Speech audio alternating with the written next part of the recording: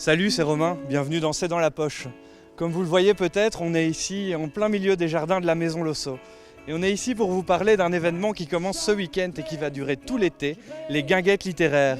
On en parle ? Mélancolique.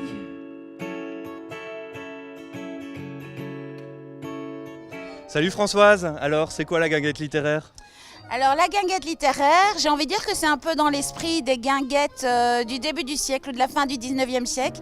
C'est un endroit fabuleux, un moment fabuleux où on se retrouve à l'extérieur, au jardin, sous les arbres, et où on a ce plaisir de la convivialité, de l'échange, mais où on met aussi, en ce qui concerne notre guinguette à nous, à Mons, les artistes de la région en valeur. Bref, échange très étrange, grèche, mélange. Et ça commence quand ? Déjà ce week-end, non ? Oui, ça commence déjà ce week-end. Soirée d'ouverture le 29, vendredi 29 à 18h30. Et puis samedi, dimanche, c'est parti. Ouverture des portes à 17h le samedi, fermeture le dimanche à 16h. Gilles de ma terre et sous mes voiles. Il va y avoir des émotions à cette guinguette, et des émotions il y en aura aussi grâce au projet Émotions et Sentiments, initié par la province de Hainaut et la Maison de la Presse de Mons. C'est un projet destiné à sensibiliser les jeunes sur la bonne utilisation des réseaux sociaux. Ça se passe au PASS.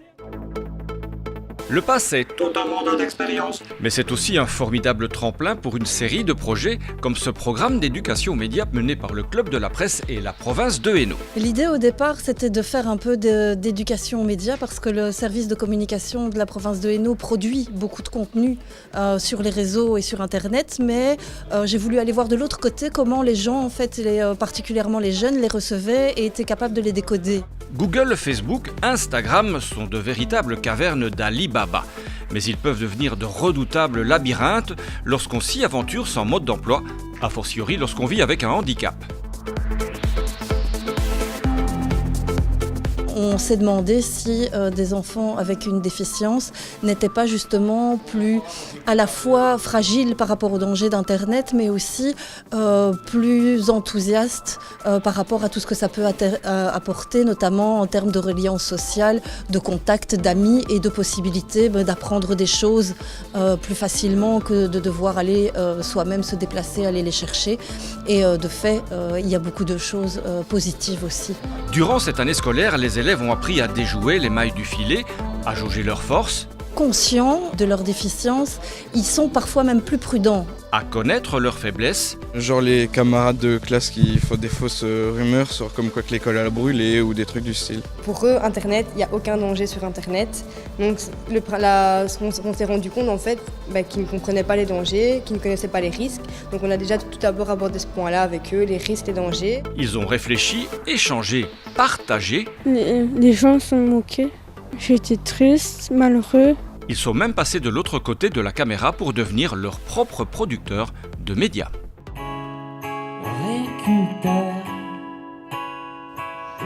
Oh la guinguette, quand je ferme les yeux et que j'essaie de voir ce qui se passe dans la guinguette, je ne vois que c'est du soleil, c'est des rires d'enfants, c'est de la bonne nourriture. On mange bien la guinguette. Il y a des beaux concerts. Ce vendredi, on aura du jazz manouche à la guinguette littéraire, ça va faire danser les foules.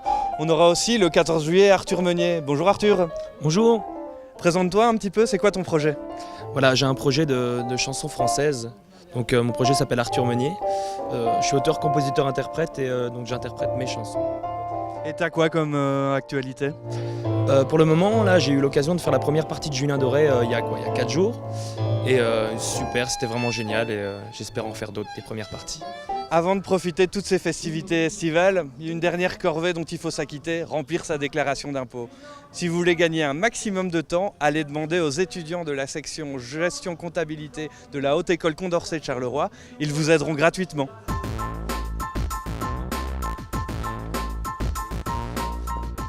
Ils ont leur diplôme en main de la Haute École Condorcet, section comptabilité et gestion depuis peu, et déjà ils font face à la réalité du terrain. Le temps d'une journée, ils proposent leurs services aux contribuables pour remplir leur déclaration fiscale via Tax on Web. Et quelle belle expérience!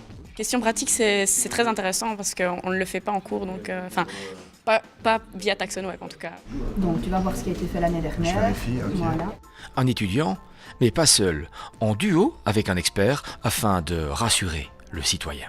Ils ont un peu le stress et donc pour éviter les petites erreurs, j'ai demandé à plusieurs comptables fiscalistes agréés que je connaissais de venir encadrer les étudiants. Rassurer le calcul d'impôt est très compliqué, la législation fiscale est très compliquée et oui, on a un rôle social, ça c'est certain. Par contre, ce rôle-là, on ne l'apprend pas à l'école. On a vraiment les bases, etc. Mais il y a un côté humain dans notre profession qui joue énormément. Donc ça, c'est un compte individuel. C'est ce qui accompagne la fiche 281. Donc avec ça, tu ne sais rien faire. C'est pour qu'eux puissent vérifier le salaire qu'ils ont reçu. Toi, la seule chose que tu peux prendre, c'est les fiches 281. On est venu ici pour avoir des renseignements qui ont été donnés par un étudiant et son professeur, qui était super. Ça s'est bien passé. On a eu la réponse à nos questions. Je suis très satisfaite. Ça m'a beaucoup aidé et m'ont donné des indications pour que je puisse m'en sortir toute seule la prochaine fois. Vous savez donc ce qu'il vous reste à faire. L'an prochain, n'attendez plus le dernier moment pour remplir votre déclaration. Les étudiants de la Haute École Condorcet à Charleroi seront encore là pour vous faire gagner du temps et, qui sait, peut-être de l'argent. Oh, je m'appelle diseuse de bonne aventure, mais là, c'est festif. Oh, il y a plein d'enfants. Il y a de la famille aussi. Oh, c'est gai. La guinguette, c'est vraiment... Oh, c'est souriant, c'est beau, c'est joyeux, c'est intéressant. On apprend aussi à la guinguette.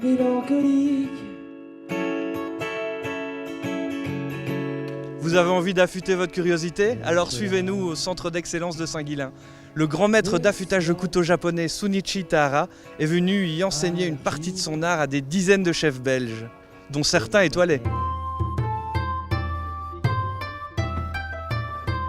Aujourd'hui, le maître du couteau, c'est lui. Shunichi Tahara est un artisan affûteur de couteaux japonais, un art reconnu et précieux.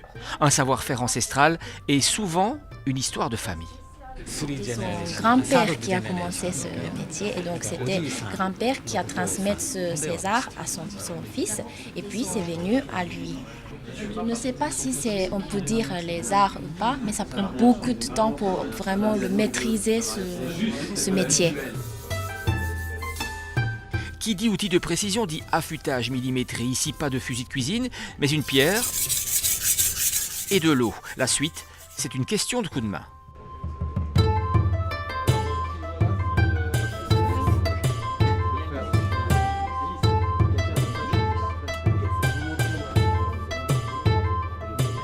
On a des couteaux japonais, mais à mon avis, on le fait mal, quoi. Ça, c'est des couteaux à vie. Hein. Si on les entretient bien, c'est comme un bijou. Hein. En tant que cuisinier, restaurateur, ça, pour moi, c'est un investissement. Il vous suit dans tout, quoi, dans le geste et après dans la finalité de la découpe.